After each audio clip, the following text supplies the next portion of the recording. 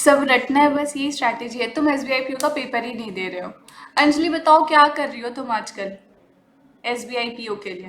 पहले तुम लोगों की तो सुन लें, फिर अपनी बताएं।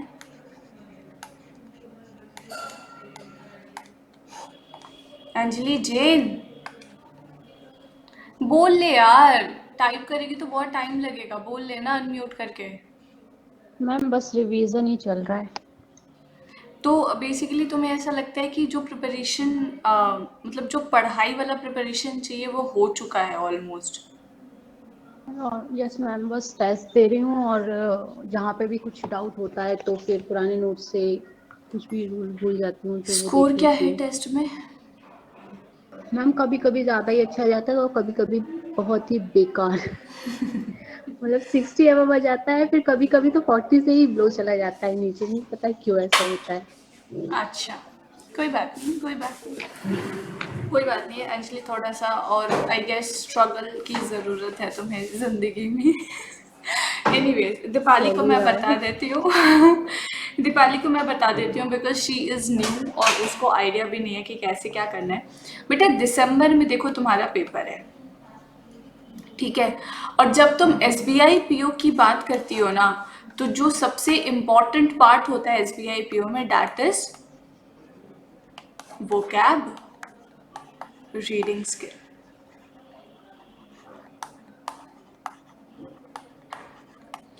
S B I P O कई बार आप इन दो चीज से भी निकाल सकते हो, ठीक है? स्पेशली मैं सिर्फ इंग्लिश सेक्शन की बात कर रही हूँ। और अगर S B I P O का इससे देने का मन नहीं है ना, तो फिर वो टोटली ग्रामर ओरिएंटेड हो जाता है। तो डेफिनेटली आप इन तीनों में से कोई भी चीज स्किप नहीं कर सकते।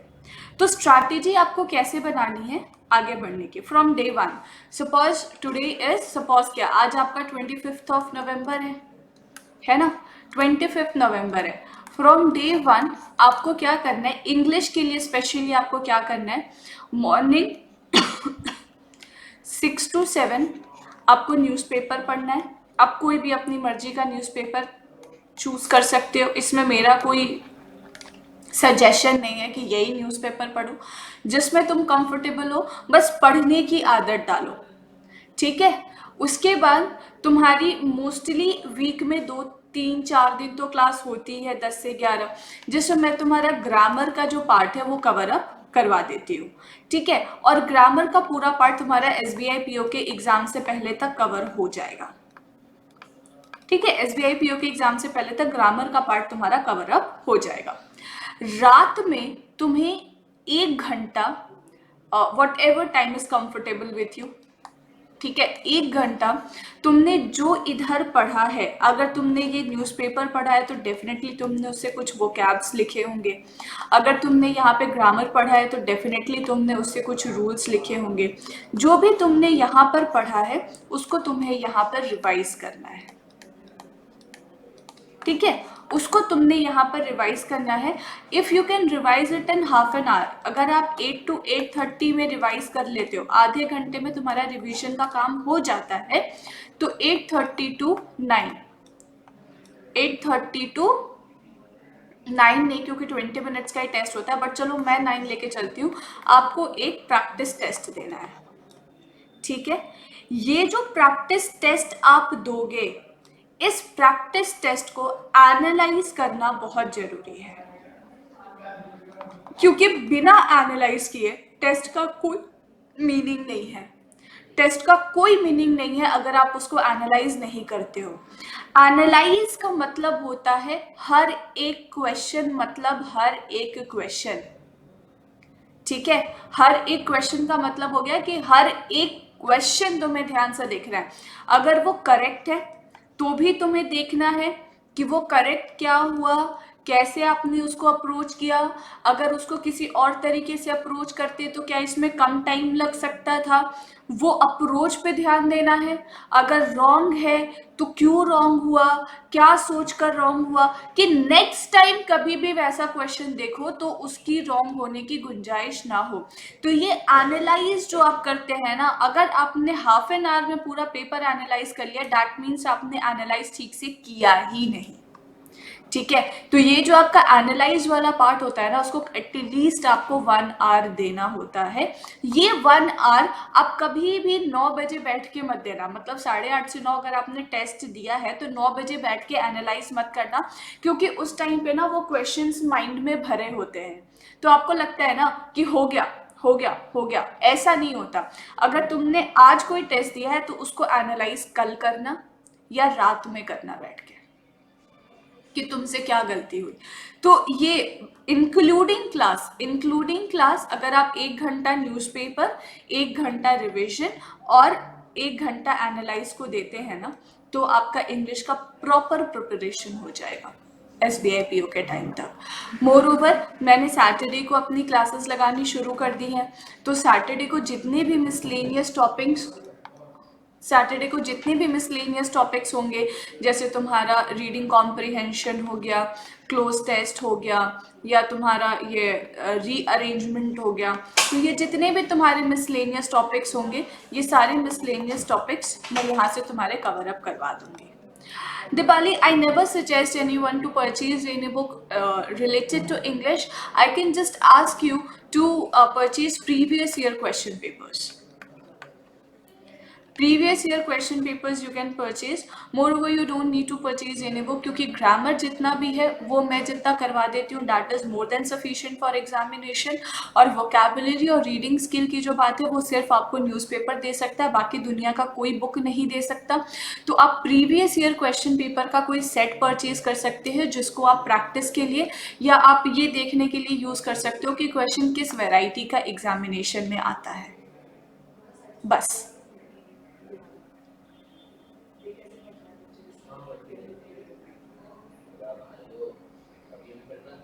मैम, जो बच्चा मैम 21 साल से छोटा है, मतलब जैसे मैं 20 साल का हूँ, तो हम भर ही नहीं सकते? Not eligible. तो मुझे वैसे भी नहीं भरना था। टेस्ट किधर देना? टेस्ट अपने टेस्ट पोर्टल पे दो ना जाके, टेस्ट पोर्टल पे दो ना जाके। तुम्हें टेस्ट पोर्टल मिला नहीं है क्या? सुना है, टेस्ट पोर्टल नहीं मिला है तुम लोगों को?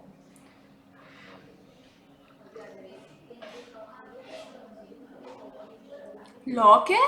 कम yes on. Ma'am, yes ma'am, SSC वाला लॉक है मैम, बैंक वाला था सिर्फ।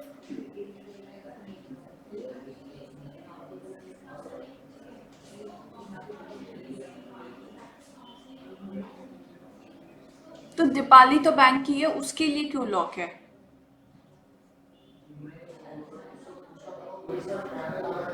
मैम बैंक में भी एक लॉक बता रहा था ऐसे करके।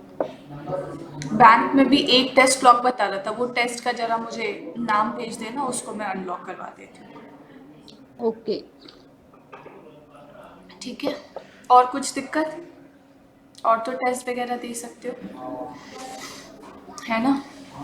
बस इसी तरीके से प्रैक्टिस करते रहो, हो जाएगा, इतनी भी कोई बड़ी बात नहीं है।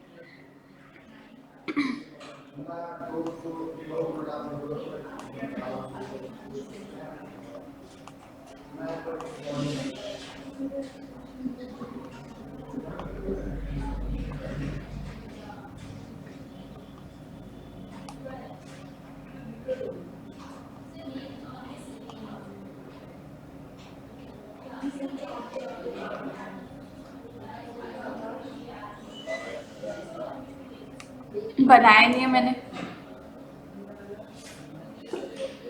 बनाया नहीं है मैंने। मैं PDF नहीं सेंड करूंगी, क्योंकि मेरी PDFs विद सॉल्यूशंस होते हैं, मतलब फुल सॉल्यूशंस उसमें लिखे होते हैं, तो फिर तुम उसको अटेम्प्ट ही नहीं कर पाओगे। क्योंकि मैं तो जो मेरा जो क्वेश्चन सेट होता है, जो मैं क्वेश्चन पेपर बनाती हूँ, उसमें तो मैंने यहाँ पर एक क्वेश्चन लिखा, फिर उसके नीचे मैंने उसके आंसर्स लिखे, आंसर लिखा, उसके नीचे मैंने उसका एक्सप्लेनेशन लिखा, वो सेट मैं आगे फॉरवर्ड करती हूँ टेस्ट के लिए। तो अगर मैं मेरा PDF शेयर कर दूंगी तो तुम्हें आंसर और सोल्यूशन दोनों मिल जाएगा, फिर क्या फायदा? नहीं, बोलो। मैम, मैम जो पहले वाले टेस्ट हो गए हैं ना 5 और 6 वो वाला। बेटा 6 कहाँ हुए होंगे, 6 तो अभी अनलॉक होना था। मॉक टेस्ट 6 तो मैम इस इस संडे वीक। को हुआ। अच्छा, इस संडे को अनलॉक हो गया, तो आप लोगों ने दिया mock test 6? Ma'am no ma'am, वो लॉक था, एक्टिवेशन की में प्रॉब्लम आ रही थी। मैम 6 लॉक है, मॉक टेस्ट 5 6 की। ओपन हो रहा यस था। मैम। अच्छा, ठीक है ठीक है ठीक है ठीक है, आई रेक्टिफाई। अभी पढ़ाई कर ली, फिर मैं पहले मॉक टेस्ट 6 अनलॉक करूंगी, उसके बाद मैं तुम्हें सॉल्व आंसर्स वाले पीडीएफ दूंगी, ठीक है? सब लोग तुम लोग टेस्ट दे देना फिर, ठीक है? बोलो हाँ कि ना।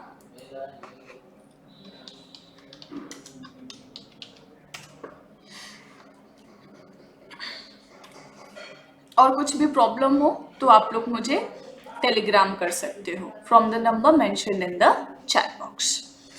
ना, अब मैंने मेरे ख्याल से तुम लोगों को यहाँ तक पूरा पढ़ा दिया है ना? यहाँ तक मैंने करवा दिया था ना प्रीवियस क्लास में।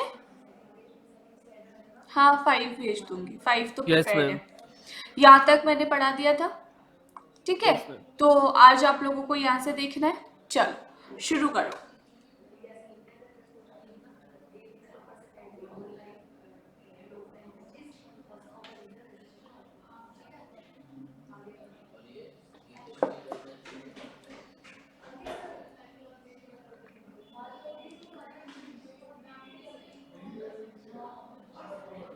Let me, very good Ria.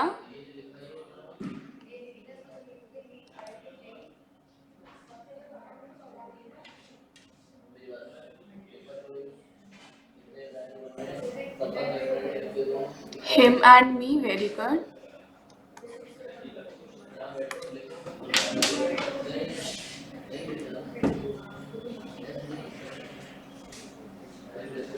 Except her. Okay.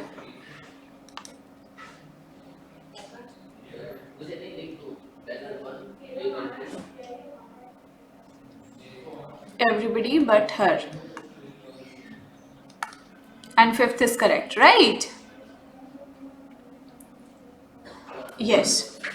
Very good. Basically यहाँ पर पर्सनल प्रोनाउन का ही रूल चल रहा था, और यहाँ पर ये है कि देयर आर सर्टेन वर्ड्स जैसे कि लेट है, लाइक है, बिटवीन, एंड है, एक्सेप्ट है, बट है, ये जितने भी प्रपोजिशंस है, इन सब के साथ हमेशा ऑब्जेक्टिव केस आता है, कभी भी सब्जेक्टिव केस नहीं आता, ठीक है? तो after these words we always use objective case, we never use subjective case. क्योंकि बेटा बट जो वर्ड है ना, बट कंजंक्शन के बाद आप जिस भी चीज को कनेक्ट करते हो वो हमेशा अपने ऑब्जेक्टिव केस में आता है, सब्जेक्टिव केस में नहीं आता, इसी वजह से वहां पर हर होगा, ठीक है? अब यहाँ पे तुम्हारे पर्सनल प्रोनाउन के सारे रूल्स खत्म हो गए। अब पर्सनल प्रोनाउन के सारे रूल्स रिवाइज करवाएगा गगनदीप हम सबको बिना कॉपी से चीटिंग किए हुए। गगनदीप अनम्यूट करो, और पर्सनल प्रोनाउन के मैंने 3-4 रूल्स बताए हैं, वो सारे रूल्स सबको बताओ। Okay ma'am, I will try. यही चैप्टर है तो मैं नहीं पढ़ रहा। ओके मैम, रूल नंबर 1 है चीटिंग नहीं करना। Second person. हाँ ठीक है मैम, थोड़ी बहुत। थोड़ी बहुत चीटिंग करना ही नहीं है, गलत होगा तो कोई बात नहीं, विशाल उसको रेक्टिफाई करेगा। Okay ma'am. बोलो। मैं सेकंड। आवाज कट रही है। हेलो। हाँ बोलो। हेलो, हाँ अभी आई। आवाज आ रही है? हाँ ओके। तो मैम फर्स्ट रूल ये होता है कि हम सेकंड पर्सन को प्रायोरिटी देंगे। अगर फर्स्ट पर्सन, सेकंड पर्सन और फर्स्ट पर्सन, सेकंड पर्सन और थर्ड पर्सन इकट्ठे आ जाए एक सेंटेंस में, तो ये रहता है second, third, then first. Okay good. और इसी में फिर एक्सेप्शन है। मैम आप बहुत प्यारे हो, छोड़ो उसे। तो इसमें एक्सेप्शन ये होता है क्या होते हैं?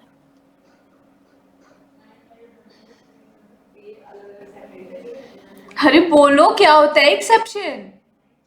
चली गया नहीं मैम यही हूँ। तो बोलो ना, सोच रहे हो? विशाल भैया हेल्प।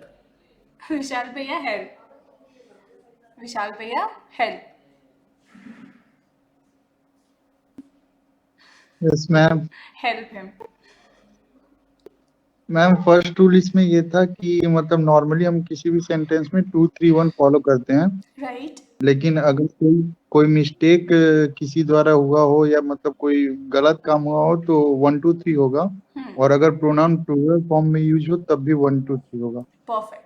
और फोर्थ रूल ये था कि मतलब हम सब्जेक्टिव को मतलब सब्जेक्ट को सब्जेक्ट के साथ कंपेयर करेंगे और ऑब्जेक्ट को ऑब्जेक्ट के साथ।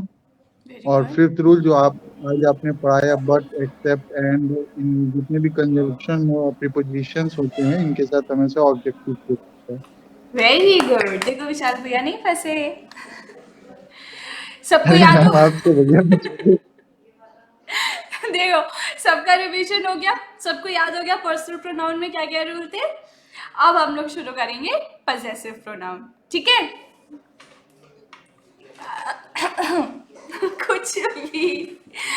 अच्छा, तो अब जब हम पजेसिव प्रोनाउन कर रहे हैं तो तुम लोगों को ये तो मैंने बता ही दिया था कि पजेसिव प्रोनाउन होता क्या है ना? Possessive pronoun is equals to possessive adjective plus noun. तो वहां पर एडजेक्टिव और नाउन कंबाइनली यूज किया जाता है। परफेक्ट। अब इसके बेस्ड पे जो भी रूल्स है ना बेटा, ये हमने ऑलरेडी डिस्कस कर रखे हैं। जैसे नाउन है, अब नाउन के पहले आपको पजेसिव केस यूज करना है, ठीक है? अब नाउन के पहले अगर आपको पजेसिव केस यूज करना है तो ये पजेसिव केस हमेशा एडजेक्टिव होगा ना, क्योंकि बेटा नाउन के साथ तो हमेशा एडजेक्टिव यूज होता है, करेक्ट? तो नाउन के पहले अगर पजेसिव केस आ रहा है तो वहां पर आप कभी भी पजेसिव प्रोनाउन यूज नहीं करेंगे, वहां पर आप हमेशा पजेसिव एडजेक्टिव यूज करेंगे। जैसे कि लिखा है yours book was of blue colour which I lost during vacations. अब यहाँ पे लिखा है योर्स बुक। अब बुक के साथ योर्स लगाना गलत है ना, क्योंकि बुक यहाँ पर नाउन है और नाउन के साथ कभी भी पजेसिव प्रोनाउन नहीं आता, तो हम उसको क्या करेंगे? योर बुक, मतलब नाउन के साथ हमेशा पजेसिव एडजेक्टिव आएगा, ठीक है? उसके बाद यहाँ पर ये है कि पजेसिव प्रोनाउन जो होता है वो सेंटेंस के सब्जेक्ट या फिर ऑब्जेक्ट दोनों के तरीके से यूज किया जाता है, ठीक है? पजेसिव प्रोनाउन सब्जेक्ट और ऑब्जेक्ट दोनों के तरीके से यूज किया जाता है। Okay, rule number 3 says possessive pronoun के साथ, जैसे पजेसिव नाउन था तो हम लोग ऐसा करते थे ना, राहुल्स नोटबुक, है ना? हम लोग ऐसा करते थे, राहुल्स नोटबुक, श्याम्स पेन, ऐसा हम लोग पजेसिव केस ऑफ नाउन में यूज करते थे। बट प्रोनाउन में ऐसा नहीं होता। प्रोनाउन में आप कभी भी अप्रोस्ट्रफी यूज नहीं करेंगे पजेसिव केस के साथ, ठीक है? तो we never use apostrophe with possessive pronoun.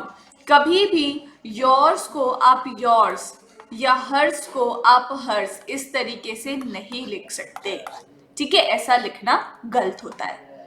Next is possessive adjective. अगर मान लो जेरंड यूज्ड है, ठीक है? अब हम सब जानते हैं कि जेरंड क्या है? नाउन वर्जन है, राइट? तो जेरंड के पहले तुम क्या यूज करोगे? जेरंड के पहले भी कभी भी पजेसिव प्रोनाउन नहीं आएगा, जेरंड के पहले भी क्या आएगा? पजेसिव एडजेक्टिव, ठीक है? क्योंकि जेरंड को नाउन कंसिडर किया जाता है और नाउन के साथ हमेशा एडजेक्टिव आता है, प्रोनाउन नहीं आता। Got it? और रूल नंबर 5 सेज कि these are certain words जिनके साथ हम कभी भी पजेसिव प्रोनाउन यूज नहीं करते। अब यहाँ पर बेटा पजेसिव प्रोनाउन लिखा है, बट एक्चुअली रूल इज कि these are certain words जिनके साथ हम कभी भी possessive केस ही यूज नहीं करते, neither possessive pronoun nor possessive adjective. ठीक है, इनके साथ हम कभी भी possessive केस ही यूज नहीं करते, neither possessive pronoun nor possessive adjective. Clear? समझ में आया सबको? 5 चीजें मैंने यहां पर बता दी. ओके, मैंने इसलिए बंद कर दिया दीपाली क्योंकि उसमें इन्वॉल्वमेंट कम था. दीपाली अब एक काम करो कि तुम ये 5 रूल यहाँ पे सबको रिवाइज करवा दो. फटाफट बताओ कि मैंने क्या 5 रूल्स बताए हैं पजेसिव प्रोनाउन बेस्ड.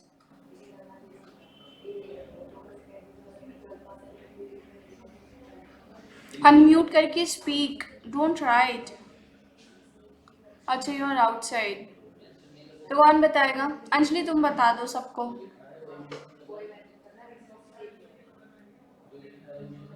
और जुनैद तुम भी माइक्रोफोन से ज्वाइन किया करो. अब वो भी लिखेगी कुछ.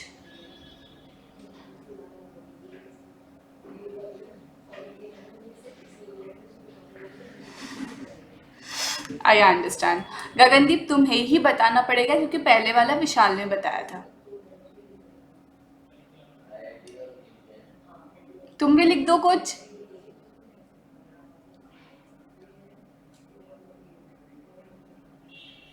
वो मुझे नहीं पता, जल्दी से बताओ.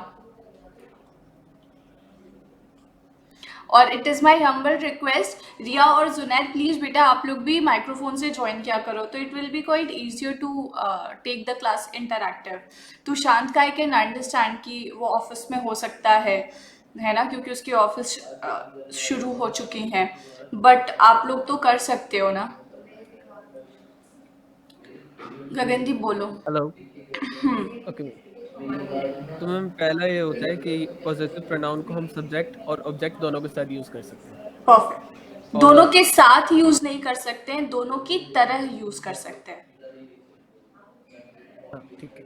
ठीक है. और मैम दूसरा है कि अपोस्ट्रोफे गुड मॉर्निंग नहीं मैम. लगा सकते जब पोसेसिव प्रोनाउन, ये आ गया, जब पोसेसिव प्रोनाउन यूज करते हैं तो उसके साथ हम अपोस्ट्रोफे नहीं लगा सकते. परफेक्ट. तीसरा हो गया कि जिरंड के साथ हम पोसेसिव एडजेक्टिव यूज करते हैं, प्रोनाउन यूज नहीं करते. Very good.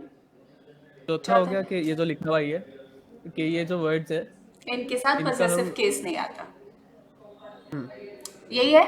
और एक एक एक मैं बता देती हूँ, एक ये मिस हो गया कि नाउन के साथ हमेशा पजेसिव एडजेक्टिव आता है, कभी भी पजेसिव प्रोनाउन नहीं आता.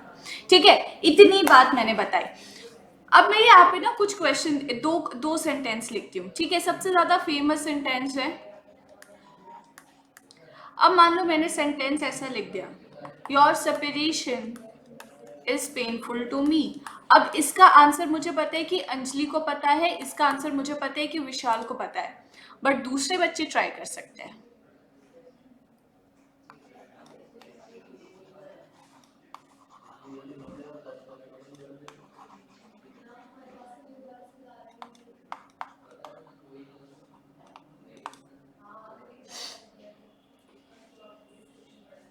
देखो मैंने यहाँ पे 2 सेंटेंसेस लिखे.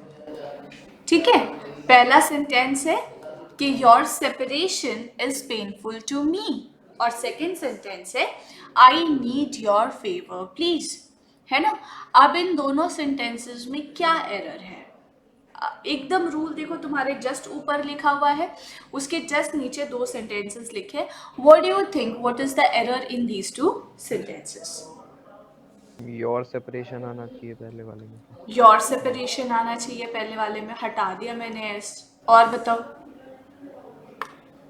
लेकिन मैम हम पोसेसिव प्रोनाउन और एडजेक्टिव दोनों में से कुछ यूज नहीं कर सकते. दोनों में से कुछ यूज नहीं कर सकते, यही तो मेरा क्वेश्चन आने वाला था अभी. दोनों तो में योर से भी नहीं चलेगा. तो योर भी नहीं होगा, फिर करें क्या?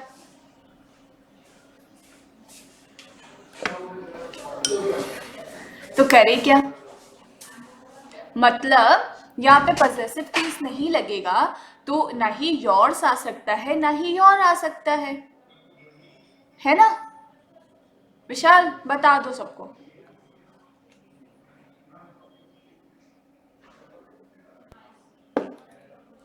मैम रिया ने लिख दिया है आंसर। मेरा नेट स्लो है, मेरे पास रिया का आंसर आया ही नहीं, अभी आया। यस, अभी आया रिया का आंसर। Separation from you. तो यहाँ पर क्या हुआ कि जब आपने प्रपोजिशन लगाकर यू लिखा तो ये यू यहाँ पर क्या हो गया, ऑब्जेक्टिव केस हो गया। ठीक है, मीनिंग भी चेंज नहीं हुई सेंटेंस की और करेक्शन भी यहाँ पर हो गया। अगर ये एरर डिटेक्शन में आएगा बेटा और इस तरीके से अगर ये लिखा हो नो एरर, तो definitely you will pick 1 as your answer. अगर यही पार्ट तुम्हारा सेंटेंस इंप्रूवमेंट में आता है और ये पार्ट तुम्हारा बोल्ड में होता है तो आप ऑप्शंस में जो करेक्शन होगा you will go with separation from you is painful to me. ठीक है, इस तरीके से आप इसको सॉल्व करोगे, ये डिफरेंट वैरायटी में आ सकता है। अब उसके बाद लिखा है I need your favour please. So definitely आप यहाँ पे फेवर के साथ योर नहीं लगा सकते क्योंकि मैंने साफ साफ लिख दिया है कि फेवर के साथ पॉसेसिव केस नहीं आता, तो आप यहाँ से योर हटाओगे, लेकिन कुछ ना कुछ तो लगाना पड़ेगा। या मान लो यहाँ पे योर का तो एक एग्जांपल हमने ले लिया, यहाँ पर हम हिज फेवर लिख देते हैं। ठीक है, तो हिज को तो हमने यहाँ से हटाना पड़ेगा, तो हम क्या लिखेंगे, आई नीड फेवर फ्रॉम यू। या राइट, तो आप यहाँ पे फ्रॉम भी लिख सकते हो। फेवर के साथ ना बेटा दो प्रपोजिशन आता है, पहला फ्रॉम है, दूसरा ऑफ है, और आप यहाँ पे लिख सकते हो I need favour from him और I need favour of him please. दोनों तरीका लिखने का, सेंटेंस को लिखने का बिल्कुल करेक्ट है। Okay, got it. इस पे बेस्ड क्वेश्चंस कैसे आ सकते हैं एग्जामिनेशन में, समझ में आया सबको? हाँ, यस मैम। ओके। ये ना मुझे स्कूल वाली फीलिंग आती है जब ये यस मैम बोलता है तो। Now comes reflexive and emphatic pronoun. तो ये तो हम सबको पता है कि रिफ्लेक्सिव और एम्फेटिक प्रोनाउन होता क्या है। तो भाई reflexive pronoun myself, yourself, ourself, themself, yourself, herself, himself, itself, यही होता है। ठीक है, और दोनों के बीच में फर्क भी यह है कि reflexive pronoun comes after the verb and emphatic pronouns come before the verb. वो वर्ब के बाद आता है और एम्फेटिक प्रोनाउन वर्ब के पहले आता है। ठीक है, अब उसके रेस्पेक्ट में हम लोग क्वेश्चन सॉल्व करेंगे। देखो,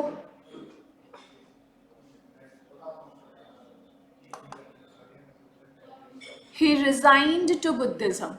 He resigned his job. She absented from the class and she acquitted well during the strike.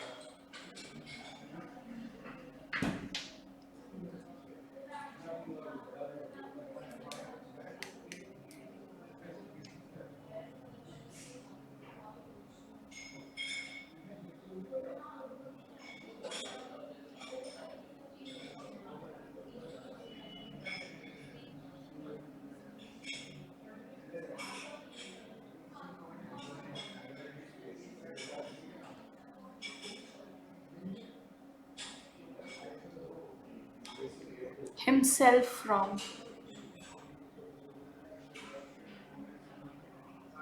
यहाँ पे himself क्यों आएगा रिया? she है ना।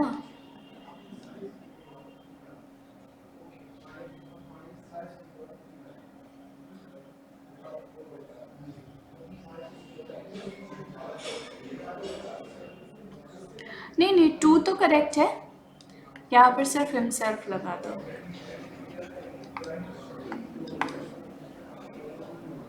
ठीक है, देखो, बाकियों में हर सेल्फ लगा दो। और सेकंड में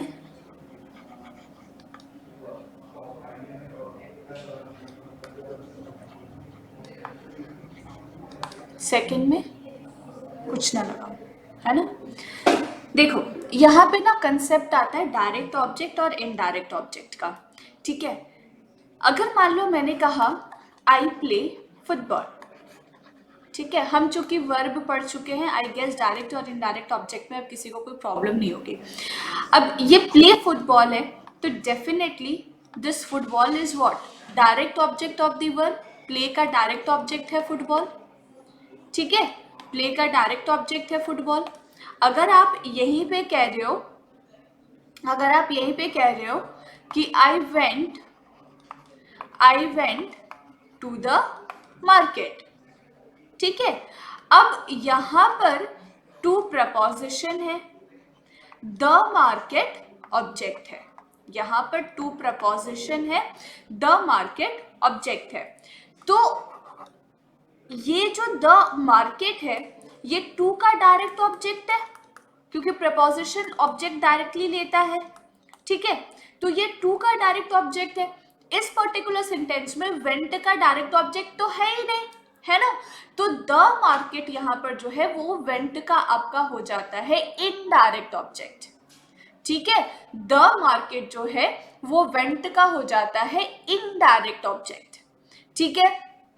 इन अ सिमिलर मैनर जब यहाँ पर ये कुछ ऐसे वर्ब्स यहाँ पे लिखे हैं जैसे कि रिजाइन है, एब्सेंट है, एक्विट है, अम्यूज है, एक्सर्ट है, अप्लाई है, अवेंज है, रिवेंज है, तो these are the certain words, अगर इसके बाद डायरेक्ट ऑब्जेक्ट आया हुआ है तो you don't need to do any changes, but अगर इन वर्ड्स के बाद इनडायरेक्ट ऑब्जेक्ट सेंटेंस में आया हुआ है तो you need to put reflexive pronoun after these verbs, ठीक है।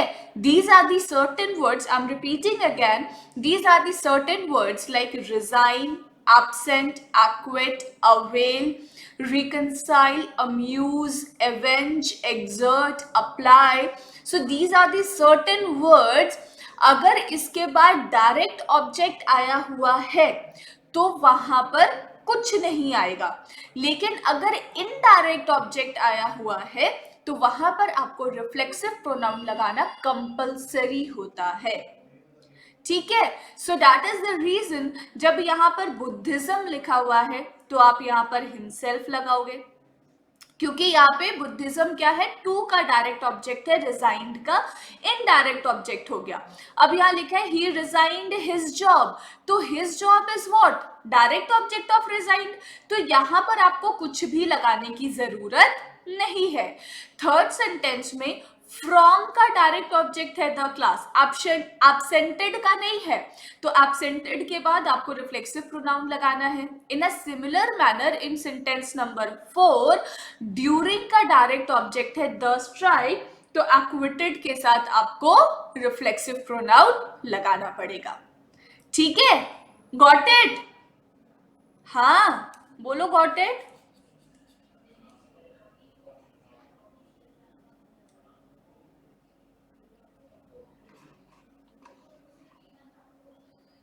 बोलो, नहीं समझ आया?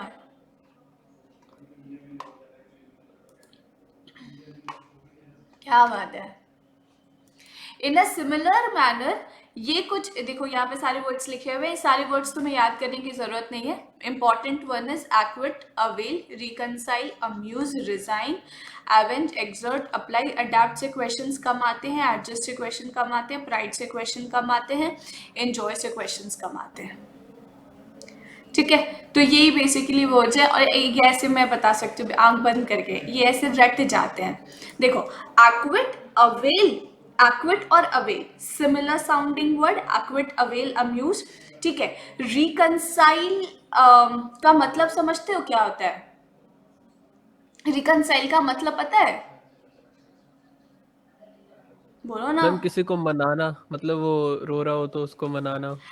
मेरी और गगनदीप की लड़ाई हो गई, ठीक है, अब हम दोनों एक दूसरे से बात नहीं करते, ठीक है, लेकिन मैं थोड़ी सी समझदार हूँ और गगनदीप बच्चा है, तो अब मैं उसके पास जाकर बोलूँ कि अरे छोड़ो क्या लड़ाई करना, बात कर लेते हैं, ठीक है। तो what we did, we reconciled, ठीक है, इसको रिकनसाइलिंग कहते हैं, ठीक है। तो ये जो ये आपका रिकनसाइल होता है, मैं देख लूँ सारे वर्ड्स की मीनिंग तो आपको पता होनी चाहिए ना। तो acquit you know, avail you know, reconcile you know, amuse तो सबको पता है, अम्यूज तो पता है ना, meaning of the word amuse, come on. क्या होता है अम्यूज ना, मतलब अम्यूज हो जाना, खुशी के पॉजिटिव सेंस में खुशी हो जाना, अम्यूज हो जाते हैं ना हम, इट खुशी वॉज मिल लाइक जाना। फैब। अम्यूज का मतलब होता है अम्यूज हो जाना। मतलब कौन वर्ड याद नहीं आ रहा एग्जैक्टली।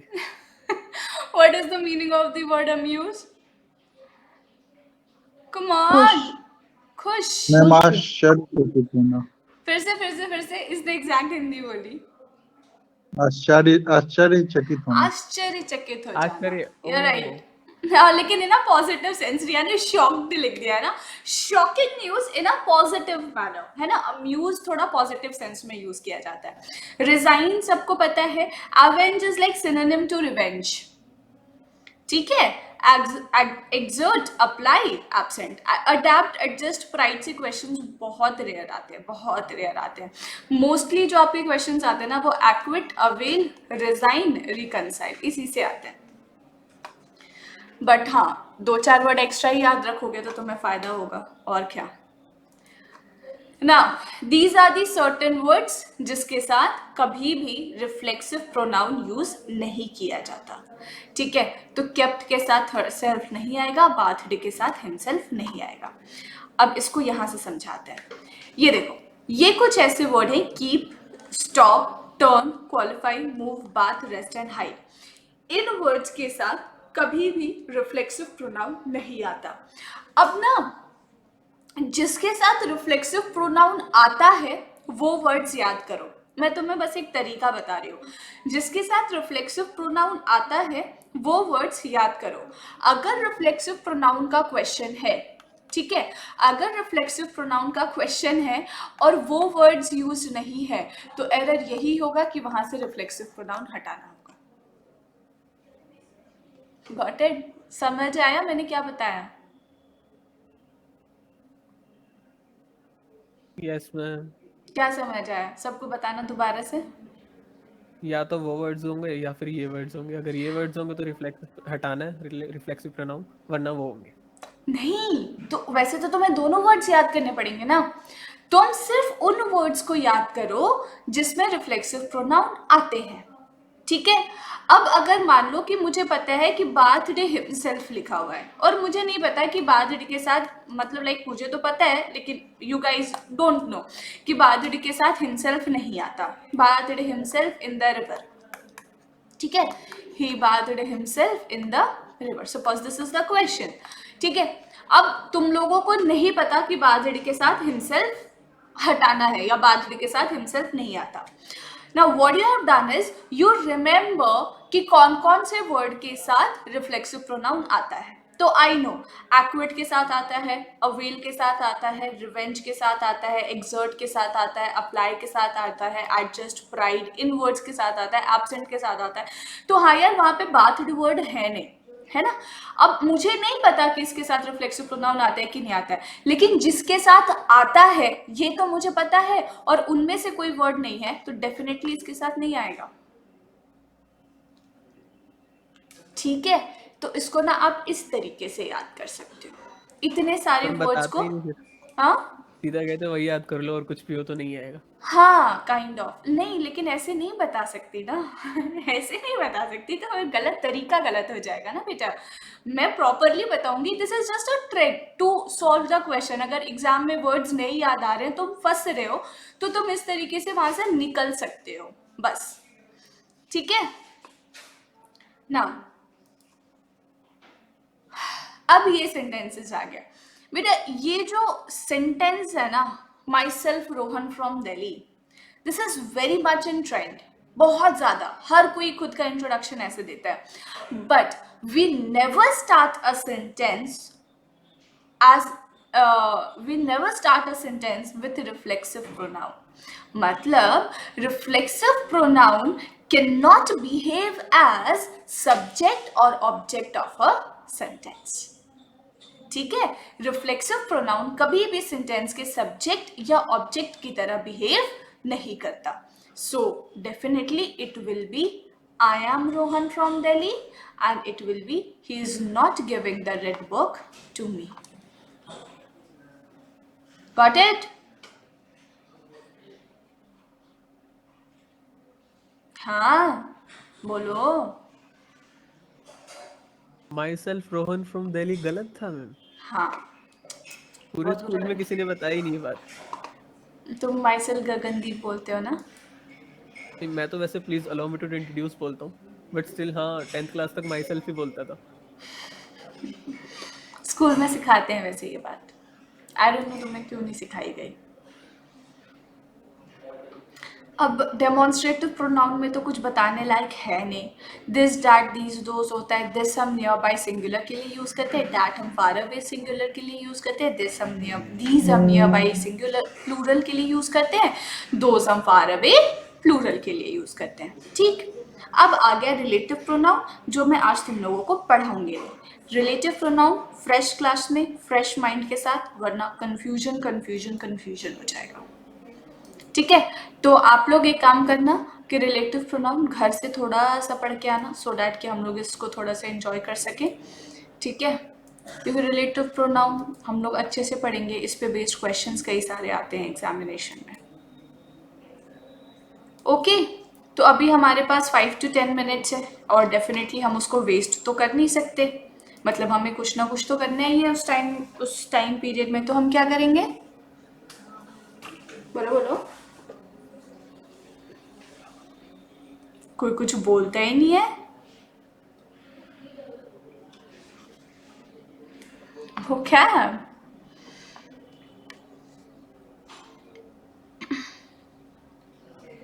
तुम्हें छुट्टी के अलावा और कुछ सूझता भी है? छुट्टी के अलावा भी कुछ सोच लिया करो।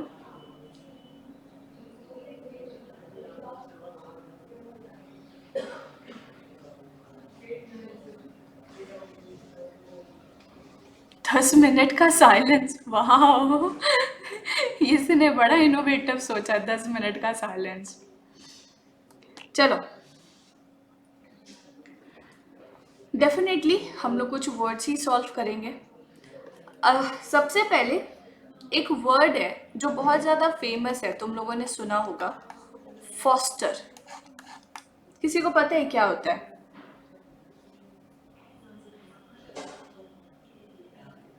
केयर, अच्छा।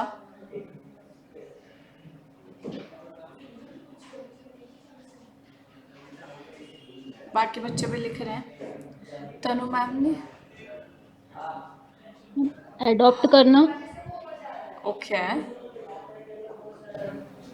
अंजलि, डोंट यू थिंक कि अडॉप्ट से ज्यादा बेटर वर्ड प्रमोट होगा? यस मैम, है ना? Yes ma'am. फॉस्टर का एक्चुअल मीनिंग होता है, यार ऐसे मत बोलो प्लीज मेरी बहुत अच्छी दोस्त है वो, मैं तुम लोगों को मुंह तोड़ दूंगी, ऐसे नहीं बोलते, गलत बात है। फॉस्टर का मतलब होता है किसी भी चीज के डेवलपमेंट को इनकरेज करना। ठीक है, किसी भी चीज के डेवलपमेंट को इनकरेज करना। तो आप इसके सिनोनिम में प्रमोट को रख सकते हो, इसके सिनोनिम में सपोर्ट को रख सकते हो। कोई भी चीज जो डेवलप हो रही है, अगर आप उसको इनकरेज कर रहे हो, प्रमोट कर रहे हो, सपोर्ट कर रहे हो, तो that is foster. Okay, clear है वर्ड का मतलब? अब इसी खुशी में कोई मुझे फॉस्टर से एक सेंटेंस बना के बता दो।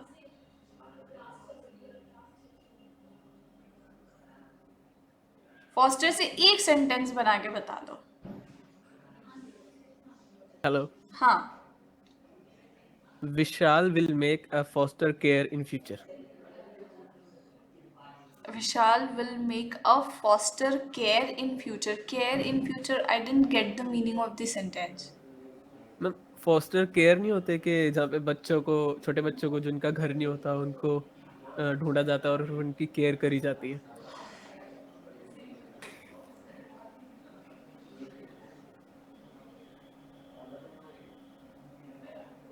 Okay, kind of, but you know foster is actually a verb. यहाँ पर फॉस्टर वर्ब के सेंस में यूज नहीं हुआ।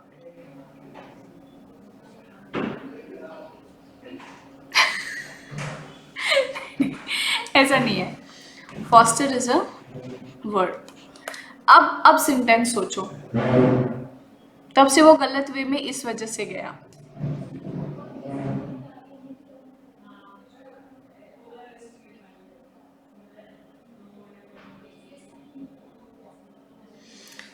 आप लोग फॉस्टर को एडजेक्टिव समझ रहे हो, मैं फॉस्टर को वर्ब समझने के लिए कह रही हूँ। वर्ब के सेंस में सेंटेंस बनाओ ना। मैम इसका ज्यादा यूज इसी तरीके से होता है जैसे फॉस्टर टू पेरेंट। फॉस्टर के सेंस में यूज होता है ज्यादा।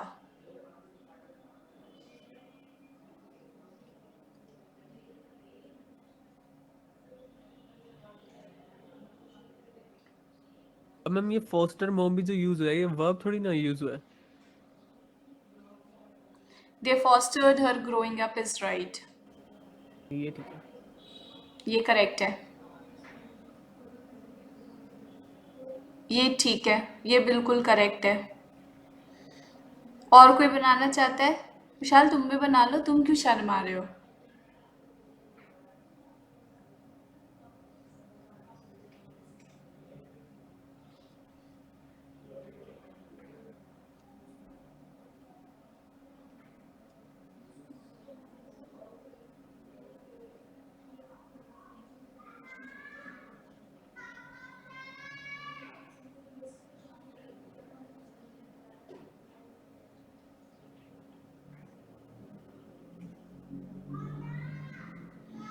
आप ना ऐसा एक सेंटेंस बना सकते हो अकॉर्डिंग टू मी कि I tried to foster a good work ethics in my students, है ना? I tried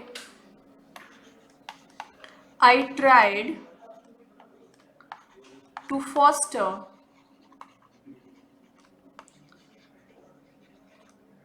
a good work ethics. Ma'am इसके साथ आईएनजी यूज कर सकते हैं। हाँ हाँ, in my students, in my students, है ना? मैंने कोशिश करी अपने स्टूडेंट्स को गुड वर्क एथिक्स के लिए इनकरेज करने की, right? I am fostering a dog, I will foster a cat. मतलब नरिश करना ही तो वो। क्यों नहीं, क्यों नहीं। अच्छा ठीक है, so I guess foster is clear to everyone, ठीक है। उसके बाद एक बड़ा कॉमन सा वर्ड है ऑब्लीवियस। ऑब्लीवियस से जरा एक ऑब्लीवियस का जरा कोई मीनिंग बता दो अगर किसी को पता है तो। कोई बात नहीं, धीरे धीरे बनाना। ऑब्लीवियस का मतलब किसी को पता है? Very good, I try to foster myself for studies. Unaware, absolutely correct answer yeah, very good.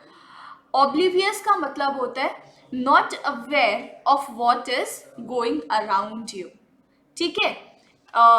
Not aware of what is going around you, तो इसके लिए आप इग्नोरेंट वर्ड यूज कर सकते हो। इसका एक और बड़ा कॉमन सा सिनोनिम है जो यूज किया जाता है, दैट इज इम्पर्वियस, ठीक है। ये आपका सिनोनिम की तरह यूज किया जाता है। और एंटोनिम तो हो सकता है तुम्हारा कॉन्शियस या अवेयरनेस, कुछ भी आपका और इसका एंटोनिम कंसिडर किया जा सकता है, ठीक है। So oblivious is used as adjective, ठीक है। और ऐसे चीज़ों को या ऐसे पर्सन को डिफाइन करने के लिए यूज किया जाता है जिसको उसके आसपास क्या हो रहा है उसके बारे में कोई आइडिया नहीं है, उसके बारे में अवेयरनेस नहीं है, ठीक है। I hope this one is clear to everyone, इसीलिए मैं इसका सेंटेंस भी आगे नहीं बनवा रही। एक बड़ा आसान सा वर्ड है जो मेरे ख्याल से हर किसी को पता होगा,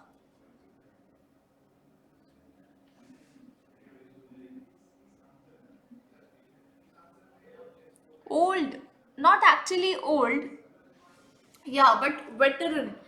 वेटरन का मतलब बताओ विशाल, वेटरन का मतलब तो पता होगा आई गेस।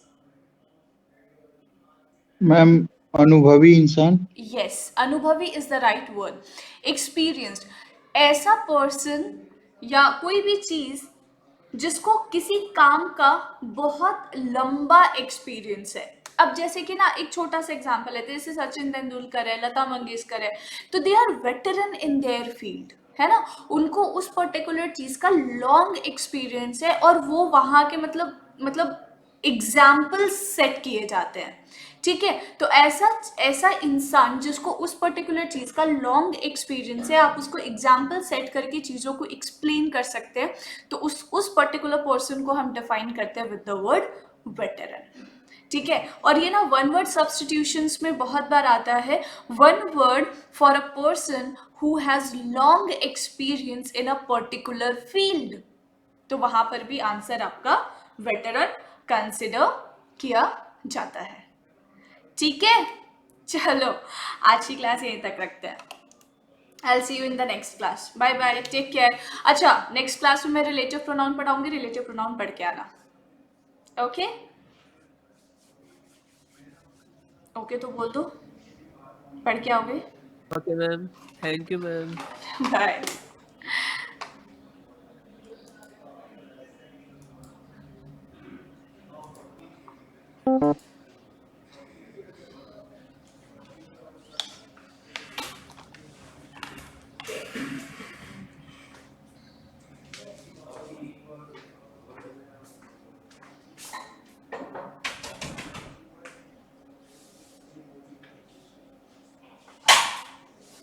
अरे सर आपकी क्लास है, आप स्टार्ट कर दोगे ना। मेरी क्लास है तो मेरी सारी आईडीज खुली हुई है, आप लोग लॉग आउट करते हैं।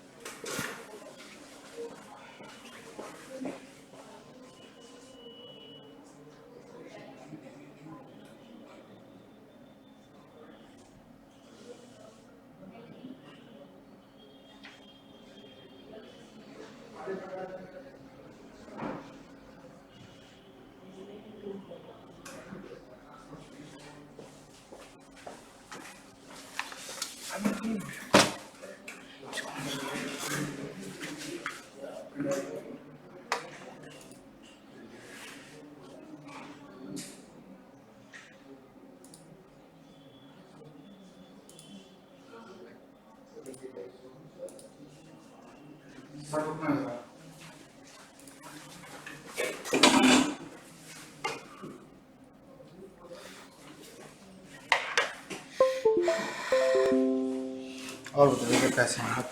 बस हाउ वाज द जोश? बहुत हाई नहीं है अभी तो।